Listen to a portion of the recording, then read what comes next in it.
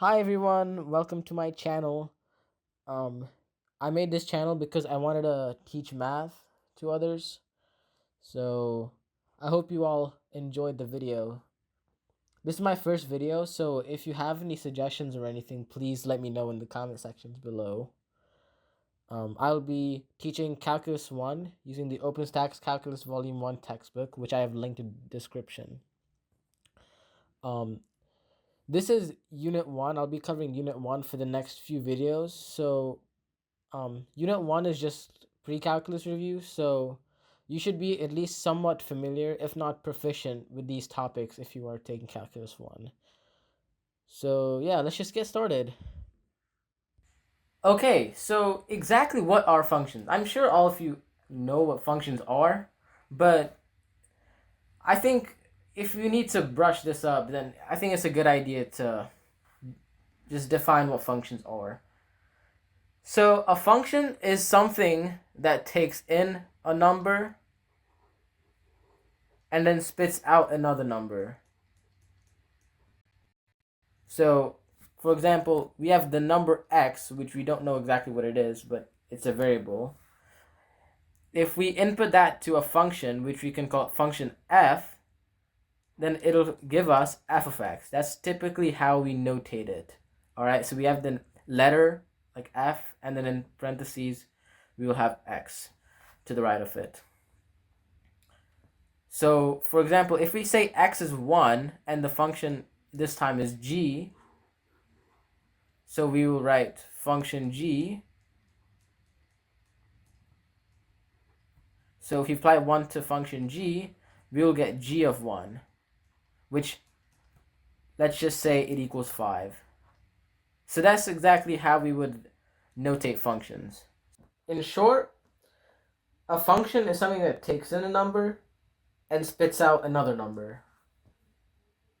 So a function can be represented in a few different ways. The first way I'll be discussing is a table. A table is really simple. A table is just a list of different input and output values. So I'm writing x equals 1, 2, 3, and 4, all right? So these are my different x values. These are my input values, all right? These are on the left side of the table.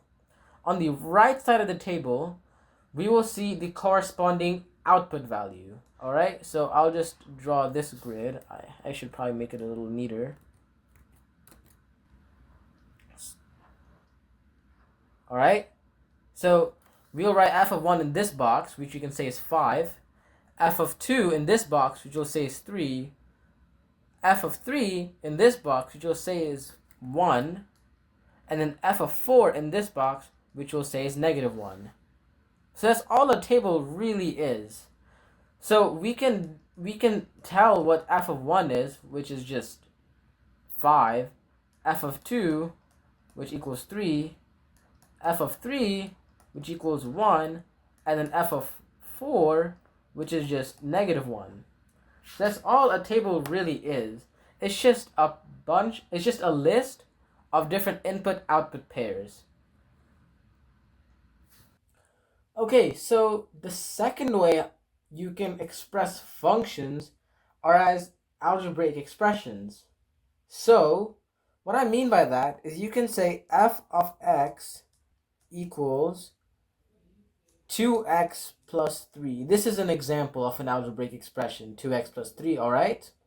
So, you know that f of x is always going to be 2 times x plus 3. So, if I want to calculate f of 1, I'll just say f of 1 equals 2 times 1 plus 3, which is 5. I can have another function, g of x, which I will just set to square root of x squared minus 1. Alright? So if I want to find g of, g of 2, I'm going to get square root of 2 squared minus 1, which equals square root of 3. So whenever you have a function described as an algebraic expression, all you gotta do is just plug in x in your algebraic expression to get f of x. The third way you can represent a function is as a graph. So I'll show this. I'll show you how it works. So it's basically, I'm gonna draw an xy plane just so you can see. All right. So this is the y-axis and this is the x-axis. All right. So the graph f of x can literally be anything you want it to be. It can be straight. It can just not even exist at a certain point. It can curve. It can be a sharp turn. It doesn't. It could be anything. All right.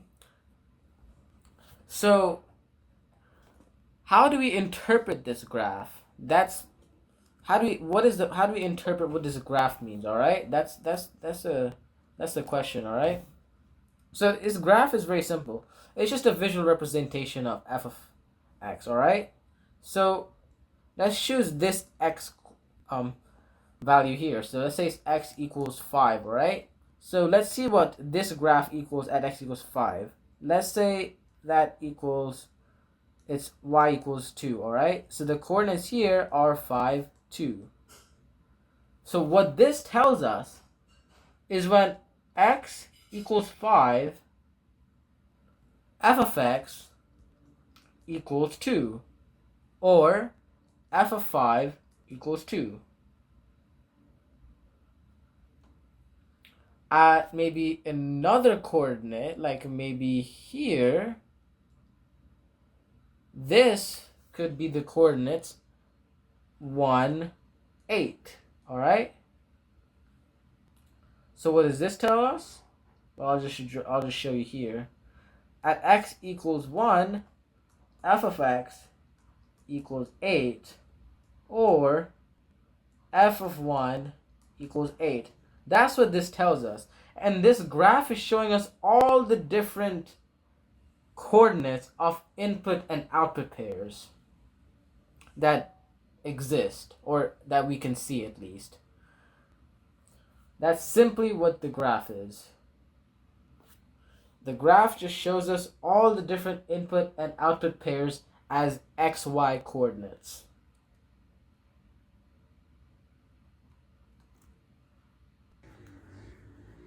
Okay, so let's discuss how to combine functions, okay? So combining functions is, I'd say, pretty straightforward.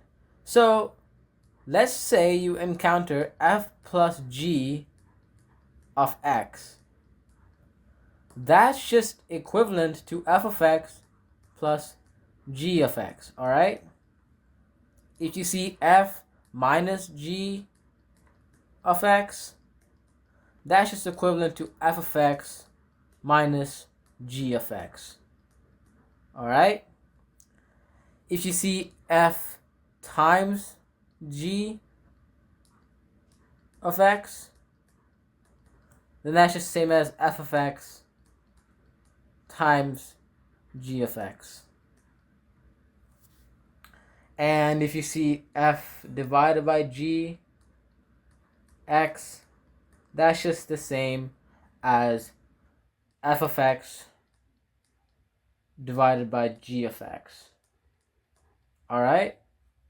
So these are just like what's on the left hand side and the right hand side. They're the same thing. It's just two different ways to notate it. So let's just do this one for practice. All right.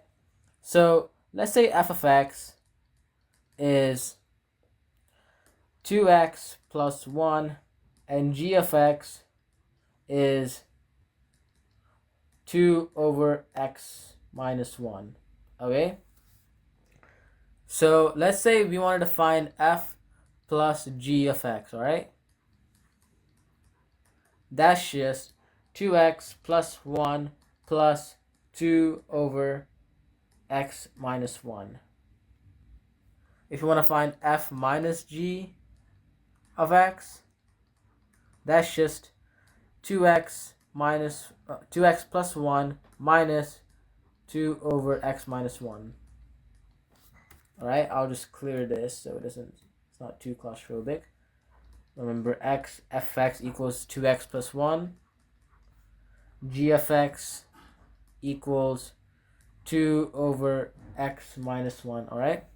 If you want to do f times g of x, that's the same thing as 2x plus 1 times 2 over x minus 1, which is the same thing as 4x plus 2 divided by x minus 1. Alright? And then f divided by g of x is just 2 over x minus 1 divided by 2x plus 1, which is just the same thing as 2 over x minus 1, 2x plus 1. And I'll leave the simplification up to you. So that's really just combining functions. It's pretty simple. If you see f plus g, it's just the same thing as f of x plus g of x. If you see f minus g, it's just f x minus g of x. If you see f times g, it's just f of x times g of x. If you see f divided by g, it's just f of x divided by g of x. And this can be used with any other alphabet. Like, for example, I could write g minus f, g minus, or g plus f, g divided by f. I can use any other letter, like w divided by z or something like that. I could do anything. This is not just restricted to f and g, but f and g are just the most common letters in math. So that's, or when we describe functions. So that's why I'm using that. So now we're going to talk about composite functions. So earlier in the video, I told you that a function takes in a number x function and then it spits out f of x, right? Now composite functions are the same thing, except you're using two functions. Let me show you what that looks like, okay? So you have a number x, right? You're gonna pass that on into function g,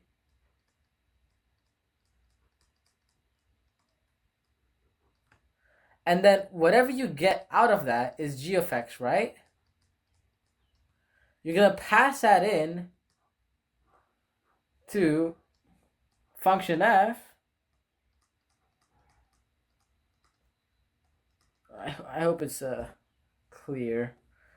And then you get f of g of x. So that's how composite functions work.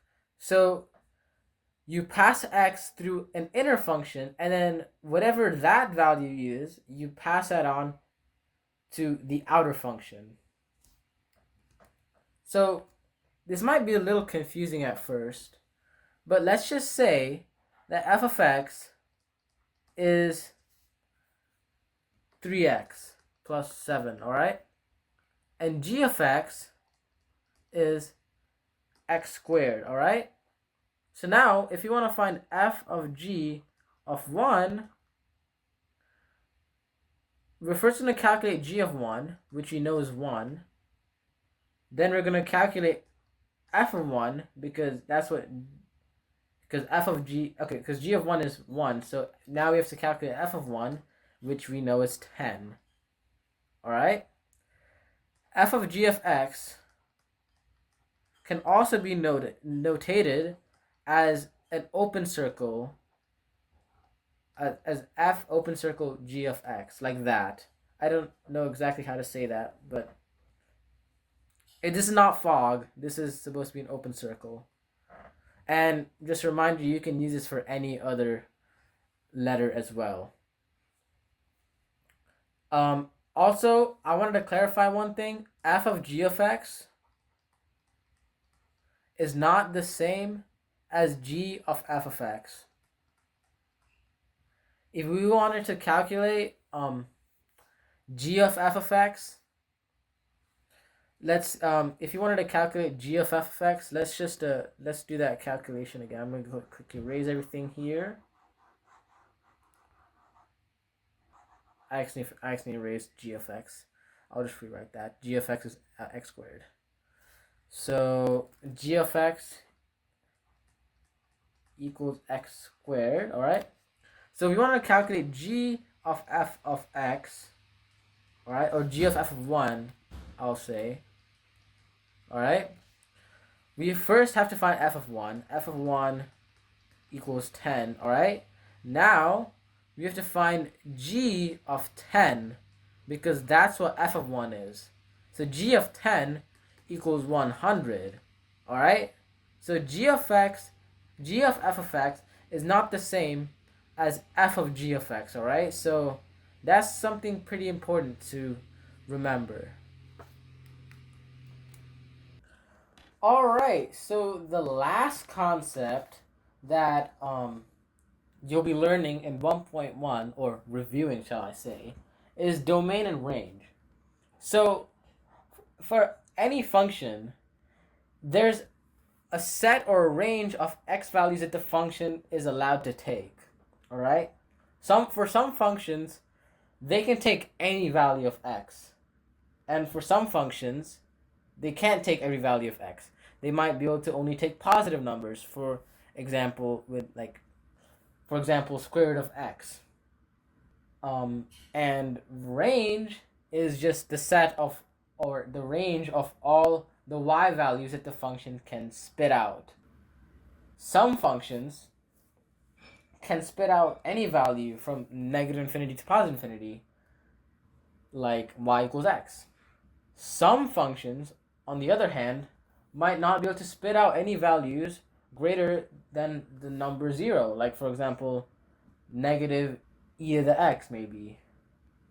That can only go from negative infinity to 0, has a horizontal asymptote at x equals 0. The function 1 over x has a range from negative infinity to 0, and then from 0 to infinity. It doesn't include it's basically all real values except for y equals 0. So let's just look at how we can express the domain and range, all right? So there's two different types of notation. There's interval notation, and then there's inequality notation. Let's just do the domain and range for 1 over x, all right? And then after that, we can do the square root of x. So I'll just write the d for domain. So the domain of 1 over x. So exactly what values does the function 1 over x allow? It allows from negative infinity to 0 and from 0 to infinity. So these open brackets basically mean it doesn't include the value. So negative infinity doesn't really exist. So you can only get closer and closer to a negative infinity, but you can't actually reach there. So that's why we use like a parentheses for negative infinity. And the same thing is with 0. Like we can get as close as we want to 0, but the function 1 over x doesn't exist at x equals 0. So that's why we just use the parentheses. And then it also goes from 0 to infinity here. Not including 0, and we also can't include infinity. I hope that's clear enough for y'all. The range, that's the same thing. It goes from negative infinity to 0, and then also the u means also, basically from negative infinity to 0, and also 0 to infinity. All right. So this is how we do interval notation. All right. For inequality notation, it's a lot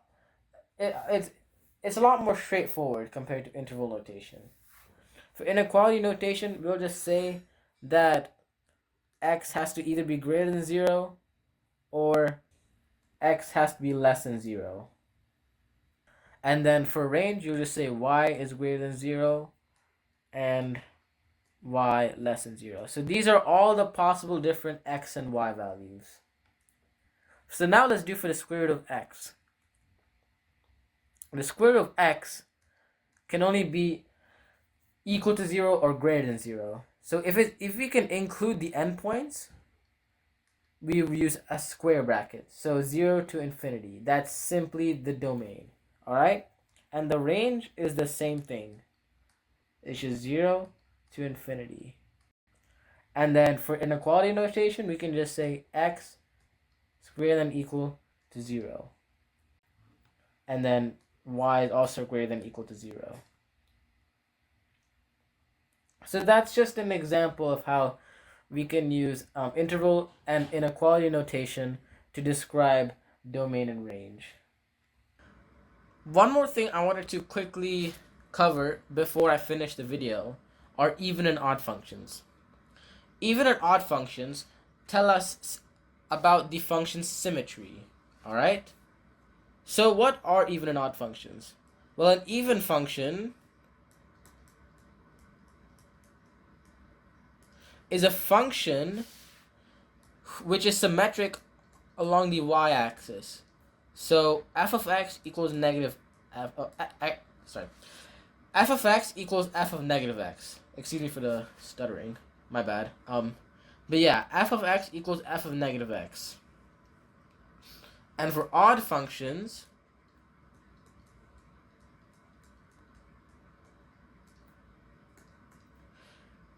f of x equals negative f of negative x. So what this is saying is if you take the function, reflect it on the x-axis, and then reflect it on the y-axis, after reflecting it on the x-axis, or the other way around, you can do it anyway, you're going to get the same exact function as you previously had. So let's explore an even function first. Alright?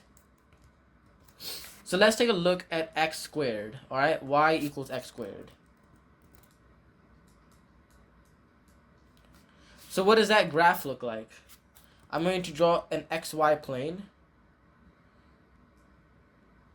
here. And the function y equals x squared looks like this. Alright? So we can prove that the function is even if we can prove that f of x equals f of negative x. So let's find what f of negative x is, alright? So you're going to plug in negative x for x here, right? So in this case, f of x equals x squared, so f of negative x would equal negative x squared.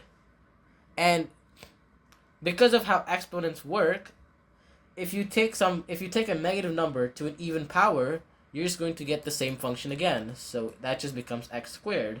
So we just proved that the function y equals x squared is an even function. Now, let's take a look at the function 1 over x. fx equals 1 over x. Alright? So, let's see if this is even or odd. So first, we have to find out if it's even. It's usually you want to find out if it's even because it's easier to find f of negative x. So f of negative x, all you would do is just plug in negative x for x. So you get 1 over negative x, which just becomes negative 1 over x. Alright? This is not the same as this. Alright? So we can conclude that the function's not even. Now, if we can prove that f of x equals negative f of negative x, then that means the function is odd, alright? So we already know what f of negative x is. It's negative 1 over x, right? So if we can prove that f of x is equal to negative f of negative x, or if we can prove that 1 over x equals negative 1 over x, then we can prove that it's odd. And you see that there are two negatives here, so that just cancels out, and then we just get 1 over x equals 1 over x. So we have proved that the function 1 over x is an odd function. So that's how even and odd functions work. Okay, so thank you very much for watching my video. Please like and subscribe and share if you thought it was a good tutorial. Um, if you have any suggestions or feedback for me, please let me know in the comments. I really do appreciate it. If you want to practice this, I have linked some practice in the description in a PDF with the answer key. And if you still want even more practice, the practice will be in the OpenStax textbook, which I have also linked below. So yeah, that's it. Thank you very much for watching again, and I'll see you next time. Bye-bye.